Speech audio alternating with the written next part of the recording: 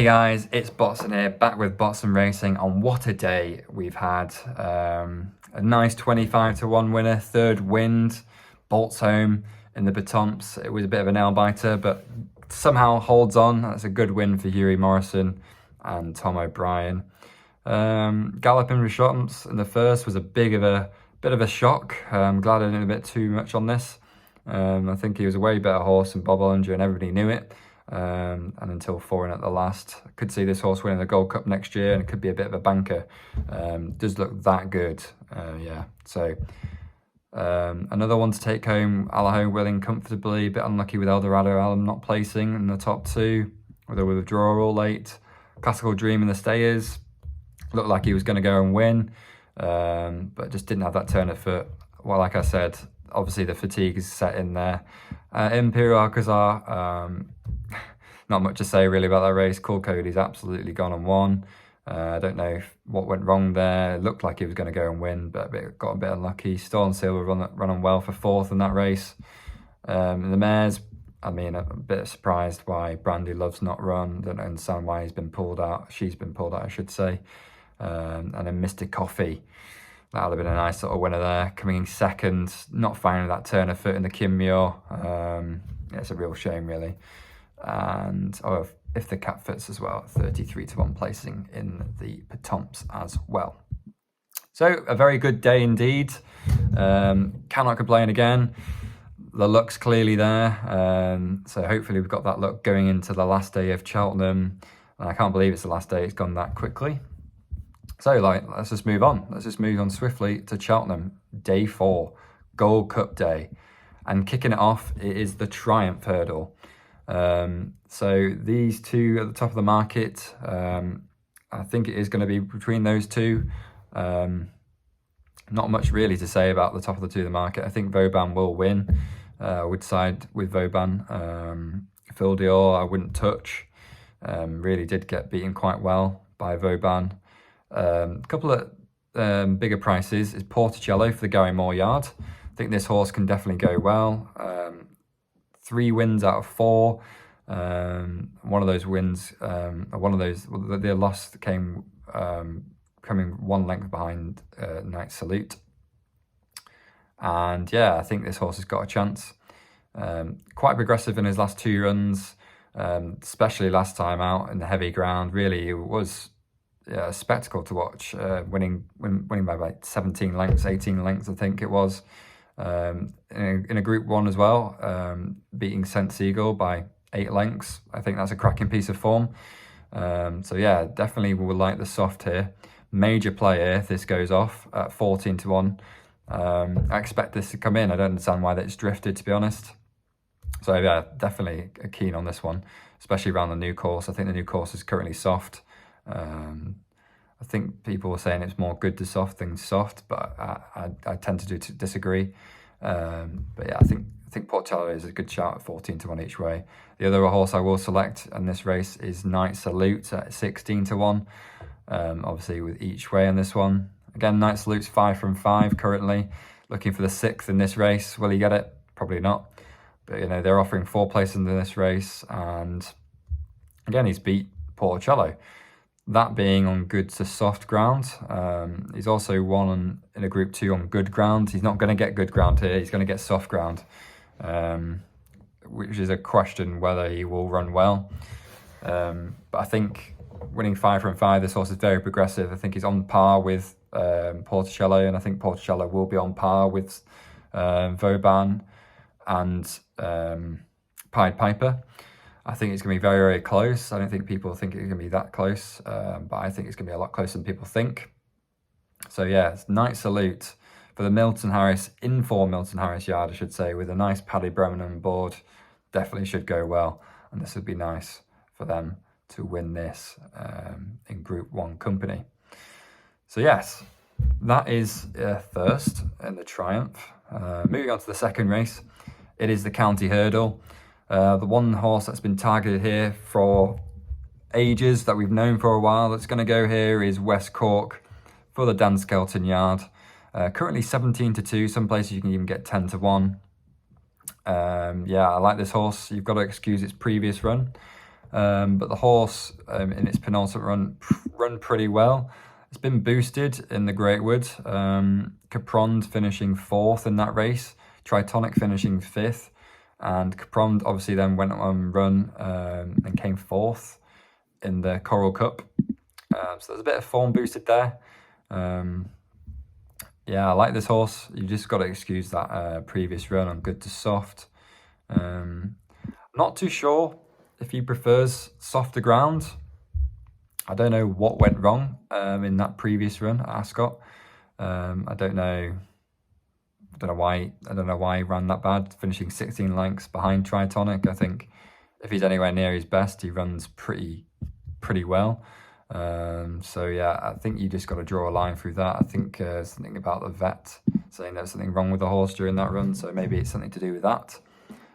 So yeah, if he's fit and he's had a long break as well, he's had 3 months off. If he's anywhere near that Greatwood Hurdle form, it should be going well. As I said, he's 17-2, 9-1, 10-1 in some places, depending on what places they're offering. Sorry. There's 8 places offering on Sky. He's 8-1 on Sky, 17-2 in places. If he places, you get your money back, and if he wins, he wins. So I think he's going to be up there in the top 3, top 2 in the market on the race. I think he's going to finish 2nd or 3rd, hopefully 1st. If he does win, that'd be nice. But he's going to be in the top 3 for sure. So yeah, West Cork at a nice price. I think he'll run well. The other one at big odds is Cormier for the 6-year-old. Brian Ellison and Sean Quinlan on board. This horse is very progressive. He also ran on that Greatwood hurdle, and he finished 15th out of 19. Not that great. However, that was in good ground. He's going to get soft here, and he loves soft. He's obviously been progressing. He's done 2 runs after that Greatwood hurdle and won both of them. He's off a mark of 139. Yeah, there's not much really I can say. This horse definitely is higher. He's going to be should be rated higher than 139. He should be a 145 horse, 150 horse. So definitely in the weights, in my opinion. Good jockey on board, and at 28-1 with 8 places, there's a chance there. I would wait until you can get best odds, or using or just selecting SP, your starting price, because I do think this horse will drift. But yeah, soft ground, he's going to love soft ground. He doesn't really like the good, and I think he's going to progress well. So Cormier at 28-1. Moving on to the 250, and this is the Albert Bartlett, a very big hyped up race. I'm going to be siding with Ginto here at 3-1. You can even get 10-3 with some places. 5 places on offer here. I won't be backing this each way. I think we'll be backing it straight to win, and this is the nap of the day. Ginto to win the Albert Bartlett. Blazing Carl's pulled out this race. Manila Crooner's pulled out this race. Journey of Me should have gone here. So this has sort of left it wide open for Ginto. I do fancy this horse. A bit surprised it didn't go to the Ballymore. Some interesting choices by some trainers this festival. Gallopin de Champs going to the Turners instead of the Brown Advisory. Ginto going here instead of the Ballymore. Journey with Me coming to the Ballymore instead of the Albert Bartlett. Some interesting calls, but again, I still think Ginto will win. Yeah, this horse 3 wins from 3 this season, beating Eric Bullocks, again, horse that was well fancied for the Bartlett this year, and yeah, off a top weight of 11 stone 12, winning by 4 lengths last time out on a Group 1 and soft ground. Yeah, it should be fine. They're all off level weights this time, and now he's got level weights. He should absolutely piss up. So yeah, Ginto at a good price of 3-1 is the nap of the day. Hopefully this horse won't get pulled out like Brandy Love today. So yeah, fingers crossed this thing runs and will win. One at a big price is Ballygriffincottage for the Dan Skelton Yard again. A bit of form here with his penultimate run behind Blazing Cow, behind 6 lengths. Yeah, I do like this horse. I fancy it. Don't think it'll win, but I think at a good price at 28-1 it could place. Top 5, as I said, places they're offering with Sky. And I'll keep it brief for this one. Yeah, I think this one will go well. So moving on to the feature race of the day. This is obviously the Boodles Gold Cup. An interesting race again. Not really understanding what's going on with the market, really. I'm going to select two horses here. One is a Plutard. I really do like his run in the Betfair Chase. I think that was a cracking piece of form. He looked like an absolute monster. I'm not too sure what happened last time out. I mean, Henry Bromred was happy with the run previous. I thought Aplutard wasn't there at all at his best. That's not the Aplutard we saw at Haydock. But if Aplutard is anywhere near that Betfair Chase form, he's going to rump home. Rachel Blackmore's on board. Another positive. She knows exactly how this horse runs. She's going to take keen holds. She's going to lead them around the whole track, around the new course. And I think she wins. Currently 7-2. He's been a bit of a drifter recently, from 3-1 out to 4-1, coming in a bit of a market support recently. And I think this one should win. This could be a mine up. I think I'll have it as my next best. But Aplutard to win the Gold Cup is a decent price there. One of a decent price is Tornado Flyer. Last seen winning the King George over at Kempton, going round right-handed.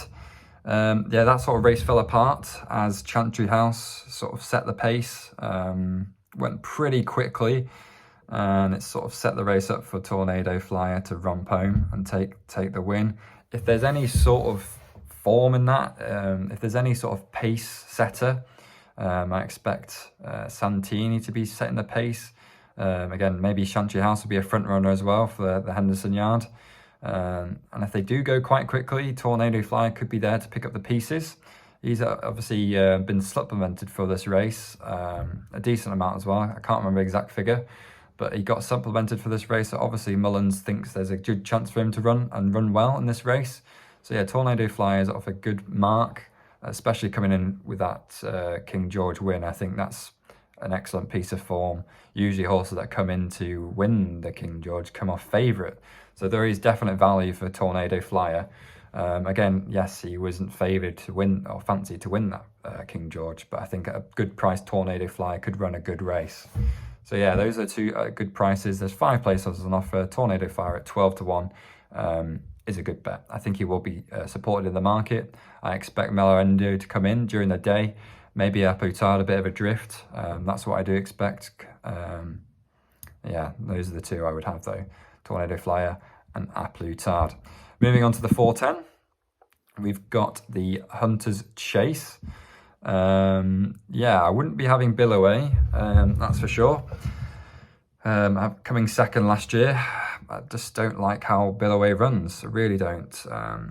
It's a hard one again in this race to try and work out what's going to run well. There's a lot of point-to-point form, and there's a lot of horses that sort of won against some poor opposition that have been just bumped into this class too. One that I do like that I bumped into this race is PONT AVEN, the 9-year-old for JP Owen. Really did like his run last time out at Ludlow. Cruised home, winning by a good 10-15 lengths. I think it absolutely romped home, barely even shaken. The jockey was looking around, he knew there was nothing there, and clearly it's obviously going to run a good race here. Yeah, I mean, there's not much to really say. There's point-to-point form there. I mean, but this is what we want. We want chasing races, and he's only run one here, and he won by 16 lengths. So that's got me pretty confident. He's off a mark of 139 again. That's the same mark as Winged Leader, who's running here as well. And that's my other tip. Winged Leader at 5-1. Winged Leaders beat Billoway by 12 lengths last time out. And however, he's 5-1 and Billoway's 5-2. I can understand Billoway wasn't running well. Jumping was all over the place, hanging right-handed. And I don't think Billoway's always been doing this. He's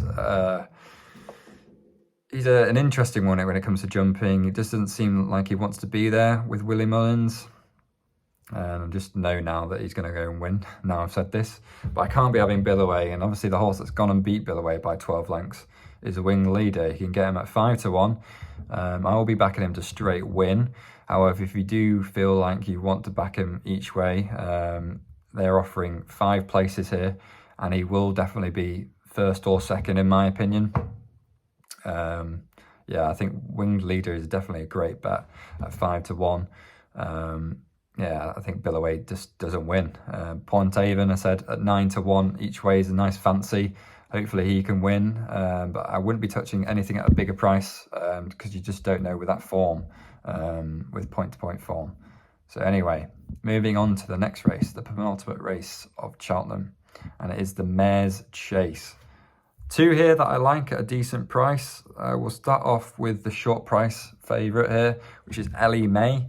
A good price. I was going to side with Mount Ida, but after further looking through the form, I did like her previous run and her run, penultimate run running against Mount Ida. I know she's lost, but if she can tighten up her jumping, which she did around Nace, around a 2-mile race, I think she'll bolt home.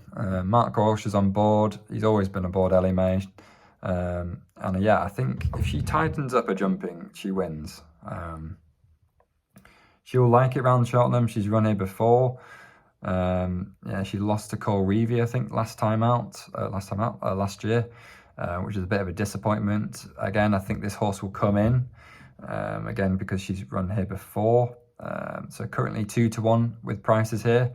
Again, I do have to say, I'm not too confident on Ellie Mae, but I think she will win.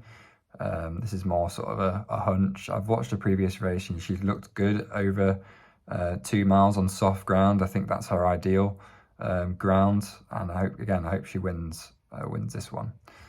Another one at a big price. There are 4 places on offer in this race, and it's Scarlet and Dove. Now, if you excuse its previous run over 3 miles, yeah, she's run pretty well. She finished 4 lengths behind Mount Ida last time. She's finished 6 lengths behind Mount Ida in a penultimate run and finished 4 lengths behind Mount Ida on a run previous to that. So she's obviously thereabouts. She's currently 16-1. Yeah, she's going to like the soft ground again. She didn't really fancy it on yielding ground, so I think the softer or more good to soft it gets, the drier it gets, I think she will like it there. Currently 16-1. She's been thereabouts with Mount Ida, and if Mount Ida's up there, then surely Scarlet and Dove's going to be up there. So hopefully opening for a big run. She hasn't run in a month and a bit, so the rescue is going to be a good thing. Yeah, so I'm just going to pray for a good run from Scarlet and Dove at 16-1. Moving on to the final race at Cheltenham, and it's the Martin Pipe, and there's only one horse that's going to win this race, and it's Langadan at a decent price. 5-1 currently. You could get him at 4-1 a week ago. Bit of a drift, so I will be taking this price. Yeah, 5-1. How the hell has this thing got into this race? I do not know. It was rated off a mark of 150 at some point. You know, now somehow at 137. Decent mark.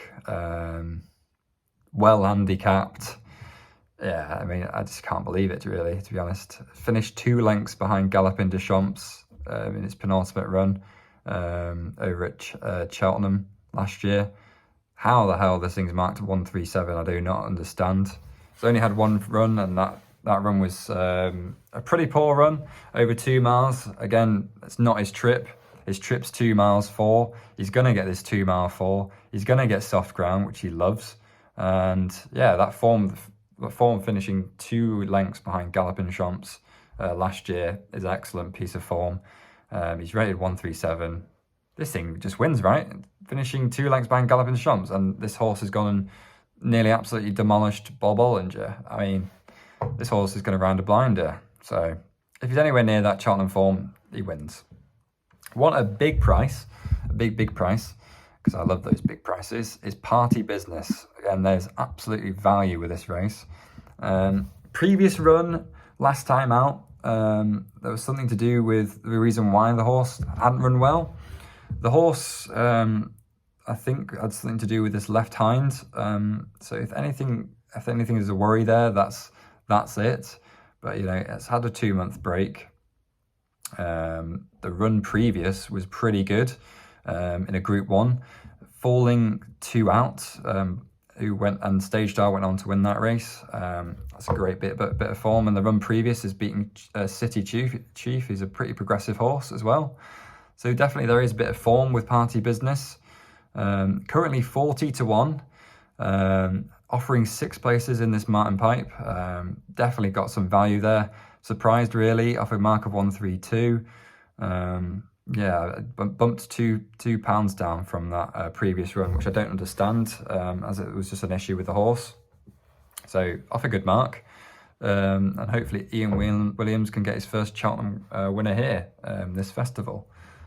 Charlie Todd's on board again, another jockey that's been with this horse day in day out, knows how to ride it, and hopefully should be up there.